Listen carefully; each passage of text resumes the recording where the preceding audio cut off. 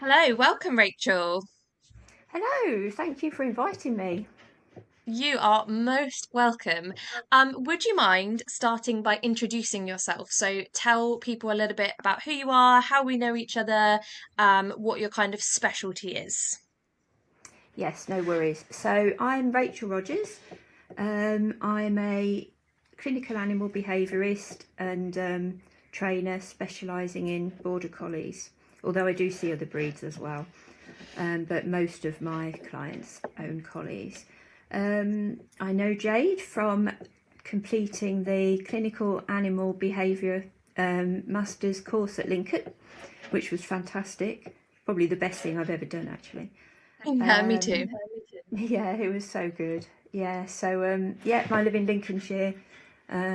So I think that's it, really. You're in the thick of collie country up in Lincolnshire. I very rarely get collies, so hopefully I'll get a few more once we've had this chat today. So Well, next thing I get people I to do. don't. It's not really collie country. No, it's there's not many here. It's more Labradors and Spaniels. It's sort because there's not many sheep here. It's all agriculture.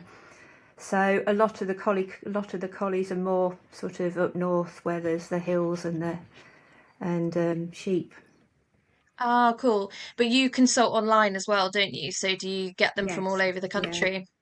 Yeah, all over the world actually. Yeah, I'm seeing several in America and yeah, all sorts. So yeah, it's There you go. mostly online. Some in person, which is always nice, but mostly online. Yeah. Oh, cool. So at the end we'll sort of give your links out and everything so that anyone that has a crazy collie that needs some help can find you easily. That Um, would be so thank first you. things first, Rachel, I get everybody to just tell me a little bit about their pets. So tell me about who you share your life with. Right. So there's quite a few. So I have Gail, who's an 11, nearly 11, end of this month, year old border collie. She's lovely. She unfortunately has epilepsy, which a lot of collies suffer from, but she's only just started with that. So yeah, but she's gorgeous, very laid back, very chilled, lovely, easy collie, which is rare. I also have Flo, who is a 5 year old border collie, short coated.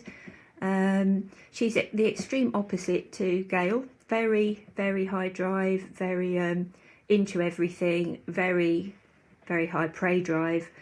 Very difficult to work on sheep because she's just so into it and she just switches off for the first 5 minutes. After that, she's the best sheepdog ever, but it's those first 5 minutes that are difficult with her. So yeah, she has hip dysplasia, which is another issue that many collies get that we can talk about later. And that's really starting to limit her now, which is really sad. But yeah, and I think because of the hip dysplasia, she also has reactivity issues. She's not reactive, that's the wrong word. But if other dogs come up to her, she'll snap to send them away because she's worried about being knocked, and she can be fearful in certain situations, which I think as well is related to the hip problem. And then I have Ozzy, who is 2.5, golden and white, or they call it EE red and white border collie. He's wonderful. He's from Showlines. He's not particularly laid back, but he's lovely, very inquisitive, really needy, always wanted cuddles, which is Oh, again quite not always that common in collies. Having said he always wants cuddles, he wants to be near me, but he doesn't always want cuddles. They're not. He's not a cuddly dog, but he does always want to be right next to me in my face. So he's lovely. We're still working through adolescent things with him. He's entire, so he's not always keen on other male dogs, but fine with everyone else. Yeah, and then sadly last year we lost Esther, who was my 7 year old border collie that helped me with my sheep, my pet sheep, which I'll come to in a minute. And that was mhm. awful. She was only 7 and she had liver failure. Oh, I'm And we so found out sorry. and then lost her about a year, no, about a month after we found out. It was awful. It was awful. And she was such a lovely Oh, dog. She was another very easy dog and she was just wonderful with the hmm. sheep. Yeah, so that Oh, was well, horrible. Still getting over that. This episode can be in Esther's memory. Oh, I'm thank very sorry you. to hear that. Yeah, she So is you have lovely. sheep as well, and Yes, you we work them have on the sheep? 18 pet sheep. Yes, Gail helps with the sheep, but Gail, if a sheep challenges her, so if a sheep just sort of stands there and stares at her head on and refuses to move, she can't cope with that at all and pretends she hasn't seen it and goes round it and herds the rest. So, but she's okay. She helps, but I'm on the hunt at the moment for another collie that can help me with the sheep. Yeah, because Flo's Cool. broke up now because of her hips. So, but yeah, I have my 17 pet sheep. I said 18 earlier, and I've just remembered we sold one to the 17, and they're lovely. They've all got individual personalities, but I won't go into all those on here. Oh, I'd love that. We could do another sort of. Personally, I don't like calling them livestock, but farm animal. We could do a farm Oh animal yeah, episode one day, and I'll get you back on. I'd love to do that. Yeah, I'd love to do that. That would be amazing because they're so overlooked, and they have just as many personalities as dogs do. They're just the same. Yeah, Yeah, so yeah. absolutely. No, I can totally believe that.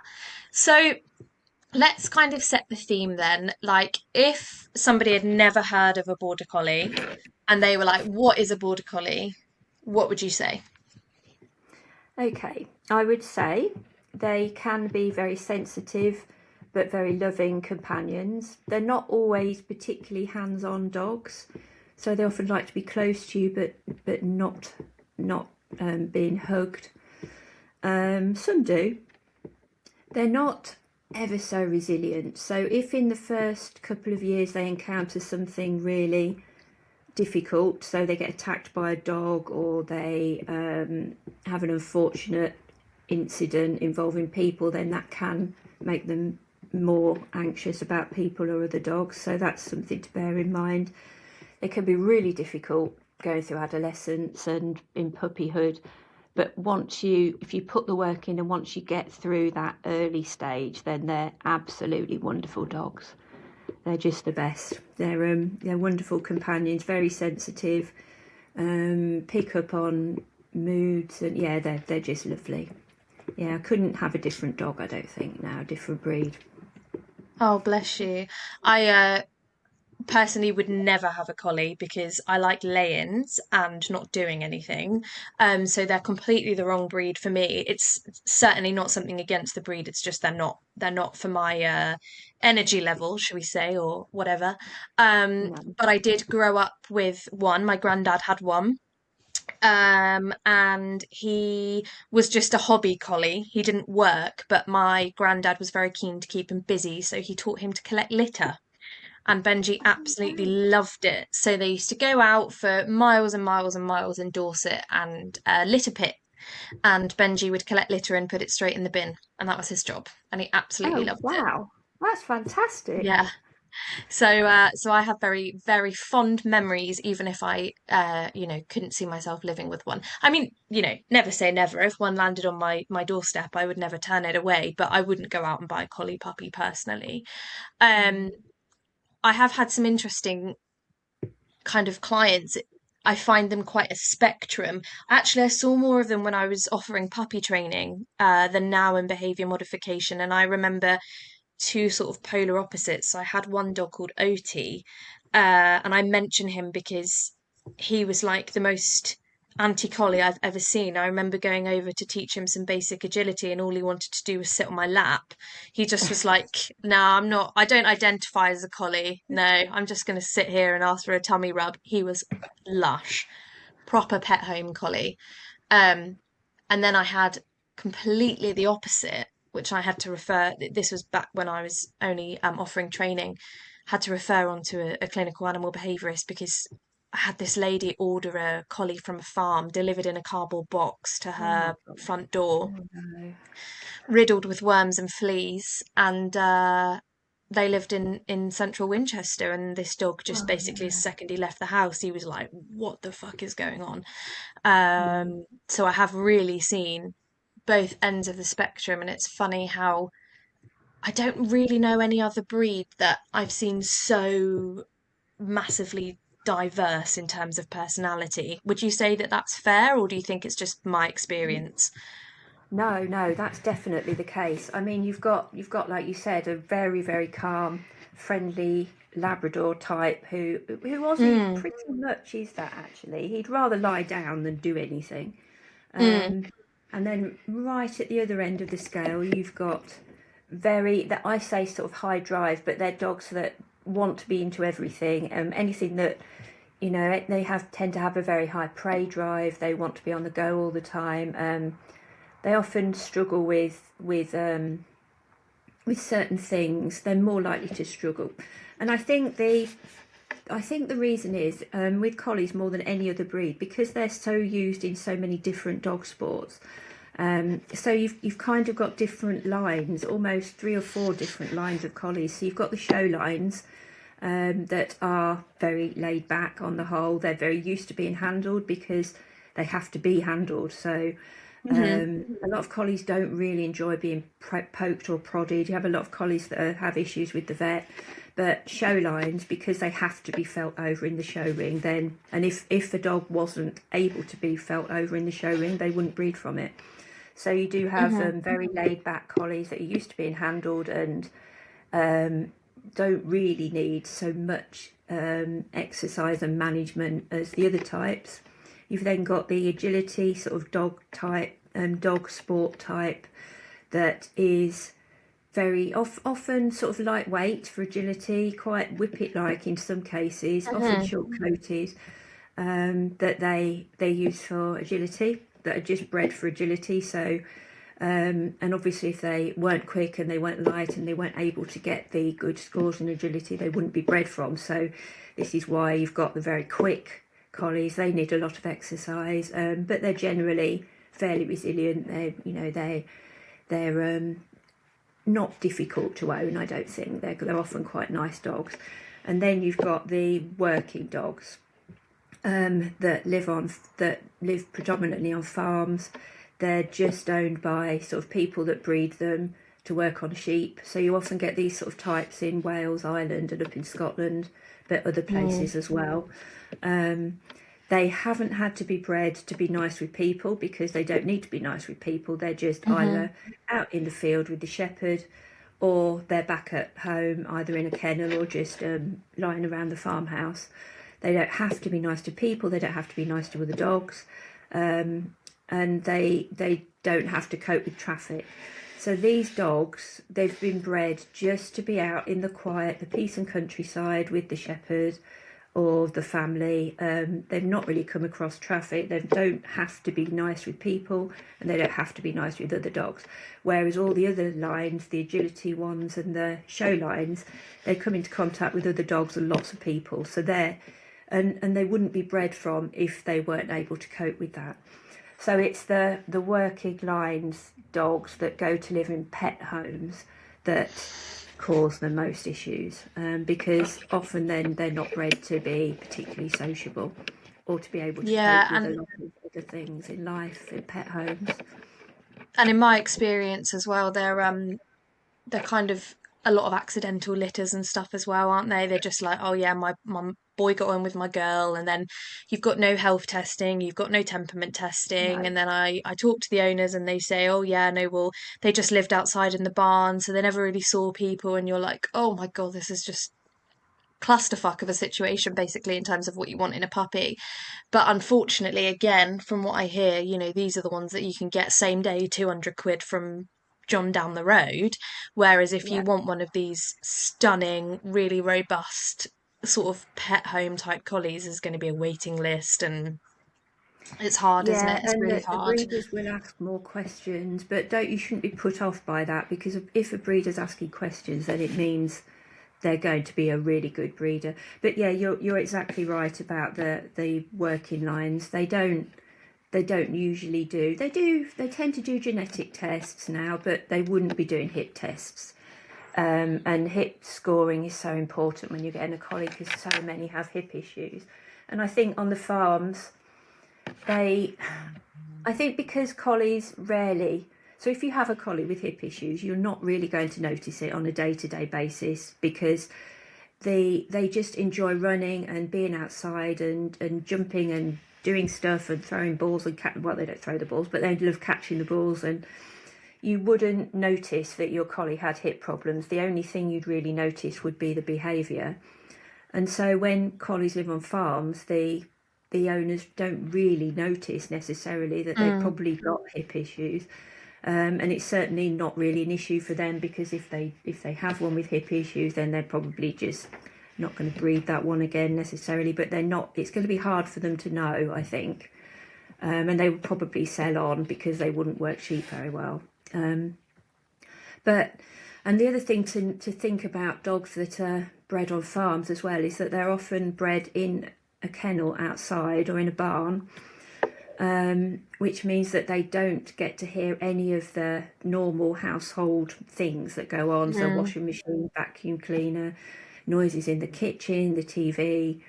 And even if they're brought in every so often, then it's still not enough really to get used to all these noises. And they're just used to a nice quiet life in the kennel, out with the farmer. And so you really have to bear that in mind as well. So Yeah, often absolutely. and the other thing as well, sorry to go on, the other thing as well That's is okay. that these collies that are kept and puppies that are kept outside, they have trouble settling in normal houses as well, in pet homes, because they're just sort of outside on their own. It's all pretty boring, and then the human comes out and everything's really exciting, and they jump around the human and it's all wonderful, and then the human goes again, and then the dogs settle. Whereas when they're then taken to a pet home at sort of 8 weeks plus, they're with humans all the time, and so they've kind of been programmed to be really excited around people, and they're with them all the time. They never get time on their own sort of away, and so they really struggle to settle, and I think that's where a lot of the issues come from in pet Yeah, homes that's a as well. really good point. Yeah, I'd never really thought of it like that, but I think that's a really, really good point. And I mean, I think we'll probably kind of come back to this at the end in terms of leaving people with a kind of a checklist, if you like, if they're kind of going to pursue getting a collie in the future or whatever, or trying to understand their collie now. Because I think all of these things paint a very clear picture, don't they? So Yeah. give us an overview of the sort of cases that you see. What is your life like as a collie specialist? Okay, so the cases I see, there's a lot of car chasing. That's a real issue with collies. In a recent study, I think they found 25% of collies chase traffic. Wow. And Hmm. by traffic chasing, I mean they'll lunge and bark at traffic as it goes past, spin on the lead, nearly pull owners over. It's really dangerous. So that's a big issue. And once it's started, it's a habit that's quite difficult to break. It takes quite a long time and a lot of training. So I see a lot of those. I see a lot of aggression cases, mainly from working lines, because, as I said earlier, they're just not trained really to be sociable with people or other dogs. So, and also I think because of the high, I think a lot of the aggression cases, in fact, a lot of all the cases I see, probably 80% are caused by pain in some way. Mm, Not necessarily caused by, but pain is a contributing factor. And there's been a few studies. There was one study that looked at dogs that do agility, and border collies were more likely to be injured in agility than any other breed. So pain is a bit of an issue with collies. We have the sort of genetic issues, so the hip and elbow problems. Sometimes see them with spine issues. But I think as well, because collies are so active and they love running, they love jumping, they just are more prone to issues. So I see aggression. I see quite a lot of aggression, whether it's hereditary or caused by pain, or just because collies aren't particularly resilient. So sometimes it can be a little thing. So for instance, I had one collie where they were walking it in quite a sort of nice countryside area, but it was really busy. And there was a gate on the path, a sort of 1-bar gate that everyone had to duck under to get past each other. It's quite a busy path. and the collie happened to go under at exactly the same time as somebody coming the other way ducked under as well. And she was Right. terrified by this person suddenly ducking towards her. And so we had an issue with fear and aggression towards people and reactivity towards people after that. So Wow. Just from that's that another one case. incident. Yeah, yeah, it can be very Wow. little. Another dog I saw, the owners took him to no, took her to a sheepdog trial, and one of the other, there was a male dog there that was particularly sniffing round her and being quite persistent. And the owner didn't really realise that that was going to be a problem. And she'd always been fine with other dogs before then, but after that, she was very scared around other dogs and very aggressive, wanting to get them away from her. So that didn't happen again. So yeah, it can be they can be affected by little things, especially if they happen during puppyhood and adolescence. I think once you get to about sort of 2.5, 3 years, those sort of things don't affect them anymore. But I Yeah. mean, there's other things obviously like being attacked by another dog that can cause all sorts of aggression issues with other dogs. When the dogs sort of become really fearful. So yeah, a lot of aggression cases which are usually related to one of those things, either pain, genetics, or an horrible incident. I see a lot of sound sensitive collies, and they're particularly Yeah, prone to they're the that. ones that I've seen as well. Yeah, which is always difficult to work with, and again, that's often related to pain. Not always, but often. A lot of collies with repetitive behaviours, so shadow chasing, spinning, don't fly snapping occasionally. I don't tend to see too many with the other repetitive behaviours, but those three can be an issue. What others do I see? Yeah, a lot of those. I think they're the main ones. It's sort of the Yeah. aggression, car chasing, sound And sensitivity, and repetitive mm, behaviours. Yeah, yeah. yeah, Don't speaking see of that many. kind I'd of, like to say actually, I don't see many collies with separation anxiety. In fact, I've never seen one, and I don't think that's because they don't get anxious. I think that when owners leave, they don't do anything that causes an issue. So they don't bark and whine necessarily. They don't destroy things. They just sort of suffer in silence. So I think that's really important mm, for people to know that just because their collie doesn't make a lot of noise or doesn't do anything that's causing a problem doesn't mean they don't get anxious when they're left. But it isn't yeah, something that I see that often in collies.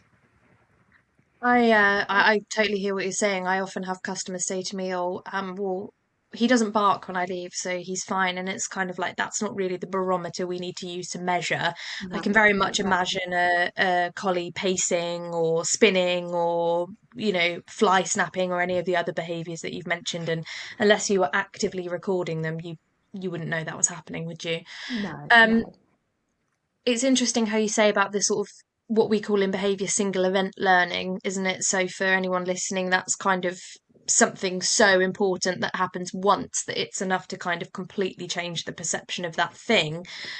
Yeah, I worked with a colleague with noise sensitivity who I think he heard a bird scarer once, and it was enough to change his entire outlook to going outside, yeah, long term. yeah, Changed his entire relationship with being on lead, being out on a walk, this particular area. Um, so, I mean, if anybody sort of has a colleague that's listening to this and is worried about that, then I would say get in touch with someone like Rachel who can help you build that resilience early on so that if they're a bit older and that does happen, they're much more likely to bounce back from it. Would you think that's fair yeah. to say? Yeah, yeah, definitely, yeah. And it is, I mean, I'm seeing about 3 or 4 collies at the moment with that exact issue, bird scarers going off quite close to them when they weren't expecting it. Um, yeah, and that can be and fireworks as well, the usual fireworks. Not so much thunder with collies. It's normally the loud one-off sudden noises. But I also see a Mm, lot of collies with a completely different sort of sound sensitivity that is related to sort of noises caused by humans in the home. So things like yeah. yeah, sort of moving fingers and the rustling that causes. sneezing, coughing, cupboards being opened and shut, microwave beeps. Yeah, funny noises Wow. inside. Tapping on things if you tap on a table, lids off, food cartons, things like that. Yeah, that I often see in them as well, Do which you have a is quite unusual. theory? Do you have a theory about where that might come from sort of an evolutionary perspective in terms of what they were bred to do, or the traits that they have? Not really. The only, I mean, there's quite a long, detailed article about it on my website where I really looked into it, and they are very sound sensitive anyway because they're bred to work on hillsides and where it's quiet. They don't particularly Mm, hear a lot of noise. So there is that side of it. They don't have to be good. It's not like a Labrador or a gun dog that has to be used to gunshots. They've not been bred for that.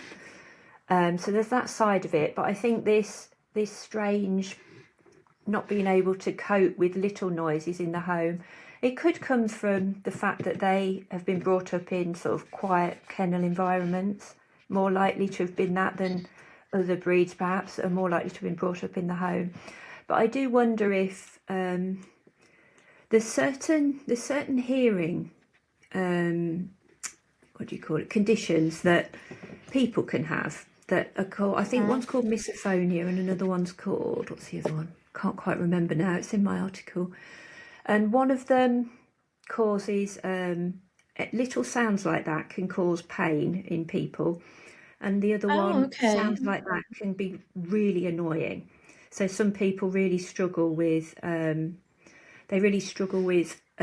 somebody else eat or clicking their fingers or Yeah. something like that. Yeah. White noises really annoy them. And I do wonder, and that can be genetic in people.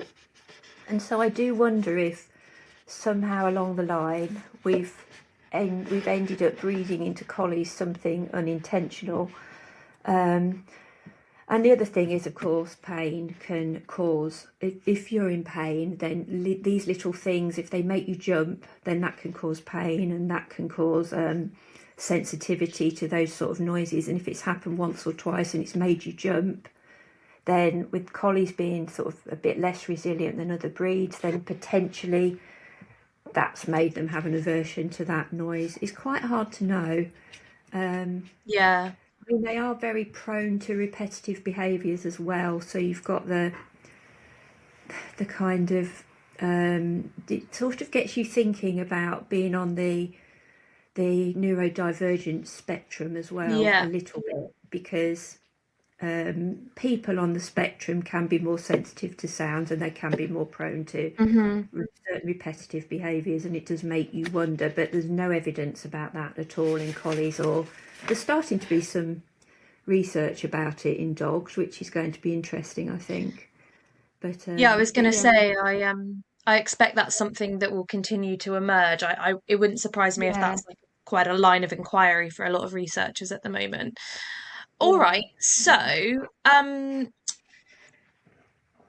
maybe you can, to be honest, this next question we could probably be here for 3 hours talking about, I expect, but maybe you've got like a real hotshot example that makes you think. Obviously, collies have this like huge reputation for being super quick and super smart. Do you think they are as smart as their reputation precedes them to be? I think they are pretty smart. I mean, you could say there's been quite a few studies, as you'll know, looking at intelligence in dogs, and it is thought that collies probably appear to be more intelligent because they've been bred to be very focused on a human, and they've been bred to take cues from that human, really small cues from a whistle or movement, just the movement of the person.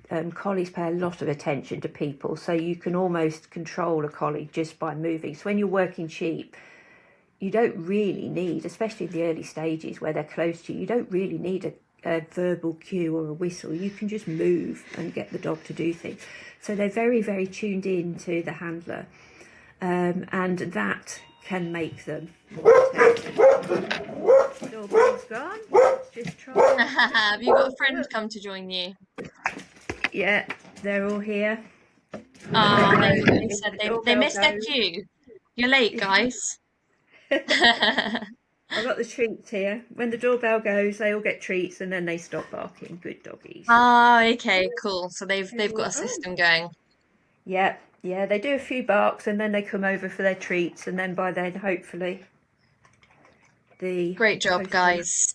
has gone. Good doggies, good dogs. Oh, Good lovely. dogs. So you, Right, yes. so So I, that's okay. You've kind of so you said I think you've hit the nail on the head there. I think it's hard for us to measure the capacity for intelligence if we're really going to be super picky about it. But obviously their ability to like focus on a task is really really great, and yeah, their like attention to detail is superior to a lot of dogs. I mean, I've got a bloodhound and you have to ask him 25 times before he even realizes where you are, and obviously that's not a problem for collies, and that's exactly down to selective breeding, right? So that they can yeah, focus on yeah, herding and all the other things that they need to be able to do to work on a farm. yeah, exactly. And So I think with collies as well. Um, I think intelligence, how intelligent they are, depends on how you measure it, doesn't it? So you would say yeah, of course. if you were measuring intelligence to be being able to follow a scent and find somebody, then bloodhounds would be really intelligent. They'd be Yeah. top. Whereas whereas many people interpret intelligence as being able to learn something very quickly and being able to respond to cues from owners. So collies are naturally good at that. But I do think they are, as well as that, they do have a huge capacity for learning a lot of things. So for instance, there's been a few papers on collies that learn to have a name for a toy. So you can some owners have laid out like over 100 toys, and the collie will fetch a toy from that. You know, they'll say go find the pig, and the collie will find the pig. They'll say go find the, I don't know, spider, and they'll go and get the spider. So I do Just to think, interrupt you, Rachel, Benji the collie that I mentioned at the beginning of the episode who litter picked, this was actually his first escapade, if you like, was named toys.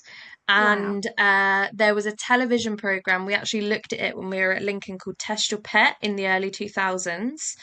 And Benji placed second, and he knew 450 odd toys by oh name. my god, I will that's say though, he didn't crazy. have a 100% success rate because when he got excited, you were getting any old bloody toy thrown at you, but whatever. That's a So good I just point. wanted to jump in and give him his throw him his flowers because he was one of the OGs in terms of uh that sort of skill. Sorry, Wow, carry on. that's amazing. No, and that's another point actually, that sometimes collies are really hard to train. So, for instance, when I was doing my Karen Pryor Association qualification, for that you had to have the dog you were working with who you could teach all sorts of things using clicker training. So I had Gail as my dog back then. But because she had already learnt so many things and she was already responding to me by, and I'd done a thing with her where and it's not great training, but I didn't mind because I used to like it. So I used to say a thing to her like, what can you do? And she would go through her whole repertoire of tricks and then I'd reward her for it. So it was really hard to get really focused and do the very precise clicker mechanics to complete the course with a dog that would get overexcited and just throw anything at me. So I had to go right down to really low value treats so that she wasn't getting so wound up and could actually think. And that's a really good point about collies. They can sometimes be so over enthusiastic that they're just not thinking, and you do have to, if you're not getting anywhere, you do have to think, okay, are the is the treat value or the reward value too high? Am I using a ball that is getting them so excited they just can't think? Am I using really high value treats that that they are just so excited and trying so hard that they just can't think properly. So you sometimes do with them have to come down in value and work with something a lot lower. Yeah. So he was really hard to work with for that. We had to do a bit of niche troubleshooting with Benji, and obviously this was because when I was a kid, we used to just absolutely love the toy game. It was the best thing ever. But my granddad had quite a thick, like Gloucester accent, so if you didn't say the toy's name in exactly the same way that my granddad said it in his accent with his you know, what's the word I'm trying to say? His sort of dialect. Benji would look at Pronunciation. you like, I have no idea what you're talking about. And then you'd put on the accent, and then he'd be like, "Oh yeah, no, I got it." So Oh, yeah, that's just a funny little anecdote. But I guess that's that attention to detail, right? He's like, "Is that yeah. definitely what you're asking me for, or am I, I need you to be specific, lady." Yes, yeah, and probably how Okay. you're standing too, because colleagues just look at you all the time and pay so much attention to body language. So, Yeah, yeah, could have been so all those many things things. you he taught me a lot when I was a kid because he also so he came from a farm, and my granddad was, God love him, like miss him every day, but he didn't hold any prisoners, and he wanted Benji to be a high drive working dog, and he did not need him to be sociable. And as kids, the first thing we wanted to do was pet the lovely puppy, and immediately the dog said, absolutely not, get away from me. Um, and this is what I find really funny these days because when I have people say to me, "Oh, the dog's growled at the child, what do we do?" It happened to me Mm, as a child, and my granddad said, "Well, you won't do that again, will you?" And that was it. You just gave yeah. Benji his space. Great. He lived out the rest of his life without any conflict because we all learned early on, don't go near Benji. So I learned Mm, dog bite strategies from, or dog bite avoidance, shall we say, from Benji when I was a kid. that's All good. right, enough about him, lovely Benji. So who would you say is the correct human for a border collie? And conversely, who would you say? Obviously, there's always nuance to these conversations, so I'm not expecting you to say, categorically this is a yes and this is a no. But broadly speaking, if you were to throw a dome over it, who would you say is the right sort of home and the right sort of human, and who would you say this is not the right dog for you? Yeah, okay. So I think a collie owner would need, particularly if they're going sort of the agility, farm bred end of the spectrum, you would have to be quite an active person because they need quite a lot of exercise.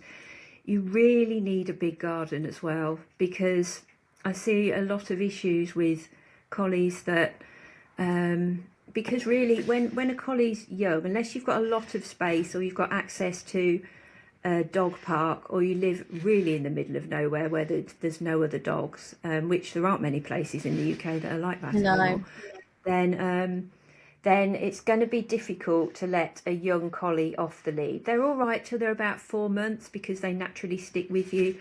But then at 5 to 6 months, all of adolescence kicks in and they just want to be off investigating everything. So there's not many collies that you can trust off lead to come back when called. They all go through a phase where they have a brilliant recall, then it all goes. So because I think it's wrong to let a dog off the lead that you might not be able to get back, then it's always better to have them on a lead. And I think young collies, and by young I mean sort of up to about 2.5 year olds, they really need to be able to have some time where they can run. It doesn't have to be on a walk because it's better to have them on leads on walks often, but they really need to be able to run. And I think unless you've got a big garden or you've got the financial capability to take them to a dog field, a couple of 2 or 3 times a week, then there's going to be a few problems because they just really need that. They need it for development and mental health as well as physical health. So there's that side of it. They need quite a few walks. I mean, mine have about an hour a day, which is fine now they're a bit older. And probably a young sort of adolescent collie might need a bit more than that just to help them settle in the home. So you've got to be active.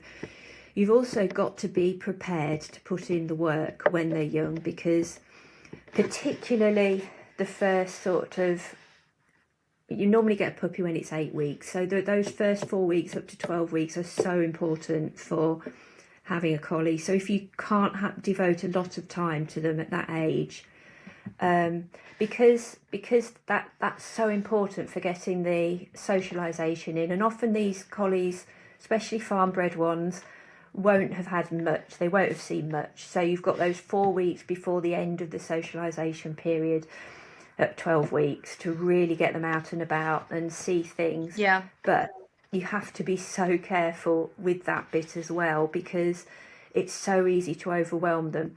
So one of the issues that I see with a lot of collies is the car chasing, and I think that happens because they have their injections, they go out. No, going back a few steps. So owners will often take them out and carry them around, which is fantastic, and you definitely should do that before they've had their injections. But be really careful about the kind of, and traffic really comes into it at this point. Be really careful about the sort of traffic you're exposing them to.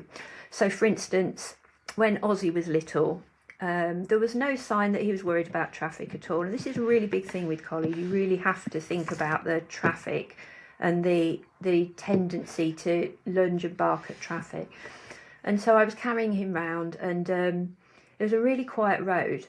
And then this van came by really fast, and it really scared him. And so for a few weeks after that, I really had to take a step back and just take him to see traffic at a distance, going slowly, and gradually work back up. So you've kind of got to be prepared for these things with collies. You've got to be really careful and make sure you give them the socialisation, but watch them all the time and make sure they're not becoming scared, because that can lead to further issues. You've also, so you need a big garden. I mean, small homes, really small houses, particularly with children in, are difficult, because as you were saying earlier about your granddad's dog that nipped if anyone went too close, collies do tend to like their own space, so they need somewhere to get away from all the noise, especially if they've been brought up in a quiet home or outside. And if they can't have that, if there's nowhere in the house where they can just get away and have nobody interfering with them at all, then that can cause problems as well. You tend to get resource guarding, aggression towards children. So you've kind of got to have I would say a 2 up, 2 down isn't an ideal space for a collie. It's probably okay if you don't have children and you have a big garden, you're prepared to take them out a lot.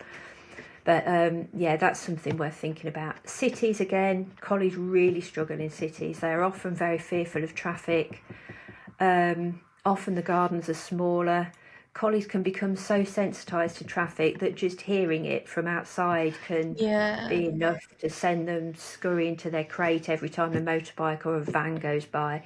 Or alternatively, they can become so obsessed by watching it out the windows that that kind of takes over. So although city homes can be good in a way that you often have parks and space for the dogs to run around that you don't really have in the countryside so much, which sounds crazy, but it's the case. I mean, where I live, we don't really have many parks or anywhere to take dogs. It's just on roads and don't even have that many footpaths. So, but yeah, there is the car chasing issue can be a really big problem. So you've kind of got to have the time to put in, and that time goes on right from after 12 weeks up to when they're about 2 years old. You can get a lot of because they're still going through adolescence. You can get a lot of behaviour problems that you kind of need to monitor and avoid. They need a lot of management in the house because they can be quite chewy and they can be very bitey puppies too.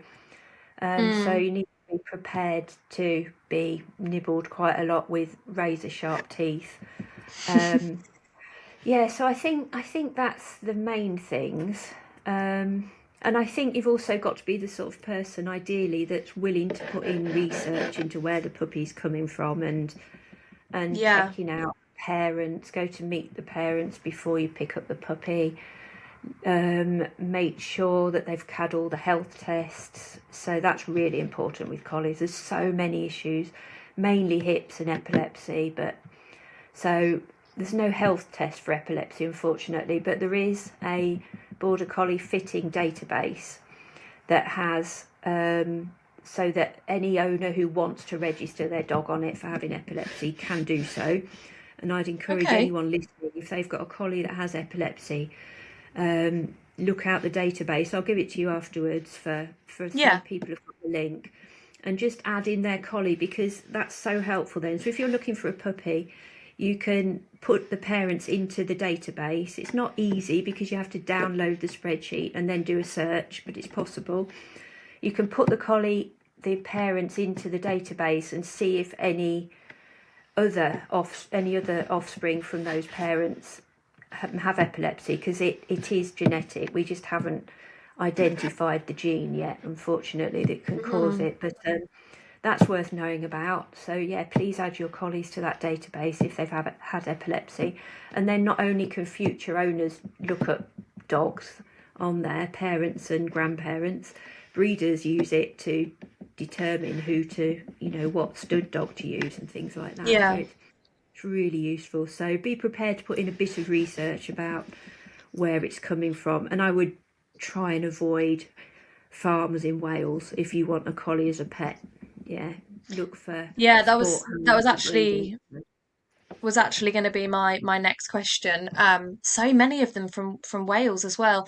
I don't know Mm. if you're aware of this, but when I wrote my book, I found out why, and it's because the farmers were actually incentivized to breed puppies. At one Oh, point, I would need to find you the exact reference, but oh gosh. I don't know if they still are, but they were subsidized, or they were heavily encouraged to breed dogs as additional income in Oh Wales at a gosh. certain point in the That's last insane. 20 years or so. And Mm. obviously this has the consequence that it has done. And I'm really glad that Mm. you've mentioned that, because as much as I don't see them like you do, working on the Dogs Trust behaviour support line, I managed to collect enough of my own brain stored internal data about how many dogs were coming out of farms, like you say, particularly in Wales, and the types of problems that were occurring. And I think just because, well, it's hard because I would say if a puppy's cheap, then that's a problem anyway. But I think people see them as easily accessible, Mm. affordable, and then people say, oh well, I'm quite active. I like to go for a run, and it's like that doesn't mean that you need to get a feral sheepdog from Wales. Um, No, so no, yeah, definitely not. I'm really glad that you've kind of been that you also sort of share my view is based on experience. It's not Oh just yeah, based on the fact that I same. don't think they're for me or whatever. It definitely is a Yeah, thing, yeah. isn't it? It is definitely. And another thing to be aware of at the moment as well is that there's a lot of breeders breeding for colour rather than Mm. temperament or health. So Hmm. I think and I can understand why people like unusual coloured collies, and I have Aussie who's an unusual colour, but I think it's really important to bear in mind that if they're not black and white, if they're more one of the more unusual colours, merle is okay, reds are okay, red and white. It's more the sort of you've got the Aussie's colour sort of golden, you've got lilac, you've got all sorts of other God, I seal. didn't I know they can't were remember doing the others. lilac border collies these days. Yeah, Lilac yeah, everything. lilac. Lilac bloody Yeah, yeah, bulldogs. yeah. I know. And so you Um, do have to bear in mind. So if you are drawn to that sort of collie, which I can understand why people are, just bear in mind that you really check with the breeders that they're doing the health tests. And for the health tests, they need to be hip scored. That's really important. Um, They need the genetic test, which is a case where you send off a blood test to one of the panels of genetic testing companies online, and there's a whole list of conditions that collies have that I can't remember all of them, but there you can find them online quite easily. Eye testing is quite important with collies as well. The parents should be eye tested ideally, and hearing is another issue that we tend to get with collies. mm, So, so just bear in mind that if you're getting a coloured an unusual. I mean, this goes with all collies. All collies. If you're going to buy a collie, make sure that parents have been health tested, both of them. And if parents just say, "Oh yeah, they're health tested," ask what the health tests are, and ask to see hip scores, because they could say, "Oh yeah, my dog's hip scored," but that doesn't mean that the results were It was a good good from the one. hip score. Yeah, It could yeah. be anything. So ask about that. Bear in mind that coloured ones. Also, the temperament might not be as good because that's not what the breeder's breeding for. Because it's quite hard to Mhm. get unusual coloured collies. Your own gene pool is very small, and some less good breeders are breeding just for colour because these dogs fetch a lot more money. So you're sort of looking Yeah. 300 to 700 for a puppy in Wales, whereas you're looking sort of 2,000 plus for an unusual coloured collie. So, Which, yeah, it's I not. mean, I'm not a geneticist, but it's just a gene mutation, isn't it? It's Yeah, just yeah, crazy. I know. That is crazy. You've covered loads of my questions already, and without me even asking them, Rachel. It's like you've condensed all of the questions. Um, okay, so what have you learned about working with collies that has changed the way that you approach dogs in general? Is there anything, or like the other clients that you have that aren't collies? Is there something you've carried with you? This is a really hard question. I was thinking about this. I think I think because everything with collies is more intense than with other breeds. So everything, yeah, it's a really difficult question. I guess the main things that I'd say are dogs aren't dogs aren't stubborn or spiteful. So if you're trying to get your dog to do something, and this doesn't necessarily just apply to collies, but I do hear a lot of collie owners saying, "Oh, they're being stubborn or spiteful, and they're doing this to get their own back on me because I did this." Dogs don't do that. They don't understand. They don't have the mental capacity to be stubborn and try and piss you off on purpose. Hmm. So I think if a dog's not doing something and you can't see any reason why it wouldn't be doing something. So, for instance, if you've got a dog that stops on walks and you can't see why they'd be stopping, and you think, right, well, they're just stopping because they don't want to go that way, and that's annoying because I want to go that way, then just think, is it that, or is it because something's hurting them somewhere? I think pain is such a big thing in so many of the problem behaviours that I see in collies and other breeds. Hmm. So think, are they doing that because they don't want to go that way, or are they doing it because something's hurting and they've just had enough on this walk and they want to stop? Are they doing it because there's a dog further up that barks at the gate that they're scared of? Hmm. Hmm. Always think. I always remember Sarah Fisher's amazing. So sad that we lost her. Her amazing quote: Yeah. "Question everything, but never the dog. The dog is always right."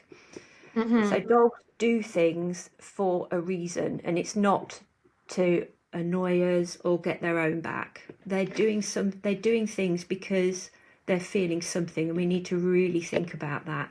So the other one that I've had recently was an owner said, "Look, the dog's been out all this time to go to the toilet, and then I bring it in, and then it goes in its crate and poos. It's doing it to annoy me." And it's not that. It's that there might be lots of reasons why the dog's doing that, but it won't be to annoy the owner. Yeah. And so I think that's the main thing with dogs. You've just got to really look into why they're doing things, and also be really aware that when a dog's reacting and it's really scared or really aggressive for whatever reason or really frustrated, they're not ignoring us. They just can't hear us. Hmm. Their brain is saying, this is a threat, this is a threat. It's screaming at them, and their brain's not even listening to us talking. And so Hmm. it's kind of thinking about why a dog's doing something, why they're not listening to you, and yeah, and if you've got problems, then yeah, see a behaviourist rather than saying, oh, it's just because they're just because they're being stubborn. I hear that so often. You must as well. They're being stubborn. They won't walk. They won't leave the house because they're being stubborn. Um, Yeah, or like you say, or it's to punish me, or it's blah blah blah blah blah, and yeah, that's what I always say to people. There's always an explanation past some sort of meta human concept that we've come up with to explain the situation. Aside from recently, when a vet that I work with told me that one of her customers thinks the dog's seeing poltergeists.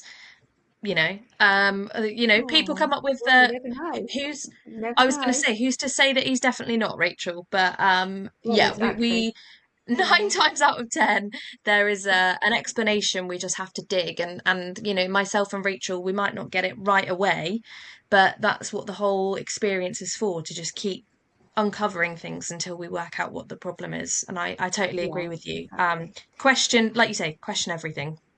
Yeah, yeah. I think as well, that's something that's just reminded me as well. I think with collies, because their responses are so quick to everything. So if something scares them, then you see this exaggerated response that you may not see so much in other breeds. Then then you really have to think about punishment and why not to use it, because Mm, that's caused so many problems in collies that I've seen. So for instance, there was a collie that I'm seeing recently that he's just got so many red flags for gastrointestinal pain. He's got runny mhm. poos, eats everything, chews things, just really fearful, can't be left on his own because he just can't cope on his own. And I think it's because his tummy's hurting him so much. Mhm. And the owners had been using a bark collar to stop him from barking in the night Mhm. because he was just up all night barking. And now we've got the issue that he'll toilet in his crate overnight because he can't bark to let them know that he needs to go out. So, I mean, you just never know the effect that using these horrible collars are going to have. There's another dog that I'm seeing who, I mean, this isn't a collar, but I see quite a few collies on farms, and there was a collie that the sheep had electric round their fence, and it was a young collie that the owner wanted to eventually work on sheep, but the collie had got into the field where the sheep were and caught itself on the electric fence and had a Mhm. shock. But he didn't think the electric fence was the problem, the dog. He thought it was the sheep. And so he was Right. petrified of Mhm. sheep. And that's just Oh, another one. And and obviously poor I've seen thing. owners that the dog would jump up them because collies have problems with impulse control when they're young. They do jump Mhm. up because they get so excited and they can't control themselves, and they've been bred to have this impulsive reaction when if sheep moves, they go by and herd it back. And I had a dog that the owners had shocked him for jumping up people that came in the house. And the Mm. dog just saw that somebody came in their house and he got a shock. So he was terrified of people. Yeah. And yeah, there's just so many issues with these horrible aversive devices, shock collars, prong collars, all those sort of things. So I guess that's another thing that I'd really want to highlight from doing this too. Yeah. I hadn't really thought of it before, but I expect border collies are slightly overrepresented as well in terms of aversive devices. And I'm not a farmer hater or anything, but just thinking kind of logically about how these things work, I can imagine a lot of people have done things the old school way for quite a long time, and they might recommend to do it to to somebody to put a collar on and that sort of thing. And yeah, I wonder how overrepresented they are in that group, because I have never seen an e-collar actually out in the wild. I saw one for the first time when I was teaching the other day. We had it as a prop, and before and since then I have never seen one.